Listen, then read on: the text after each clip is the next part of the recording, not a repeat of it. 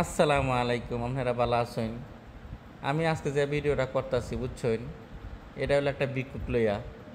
আমি ময়মনসিংহের বাসায় তেমন একটা কথা কইতারি না, তবে চেষ্টা করতেছে আপনাদের লাগিয়া। আপনারা যদি একটু বিনোদন পাইন তবে খারাপ কি।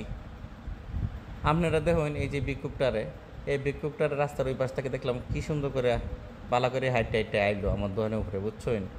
উঠতে দেখি আমার দোকানের সামনে গাড্ডা বেহা হয়ে গেছে। ওরে মা, এটা কী কারবার সারবার, আমার দোকানে উঠলো তার গাড় বেহা হইলো। তবে আমি তারে কইলাম যে আমি তোমার ভিক্ষা দিতাম না, তো সে তো নারাজ। আমার বুঝাই দিয়েছে আমি কথা কইতারি না। তবে এটাও তো আমি জানি যে একটা মানুষ যদি কথা না কইতে পারে তার মুখে একটু লালা আসবে, তার চেহারাটা এত ক্লিন থাকবে না। কিন্তু এইটা কেটাক বুঝবো, হ্যাঁ তো হ্যার মতো আমার বর্দ দেওয়া শুরু করে দিল, আমি কেন ভিক্ষা দিতাম না তারে।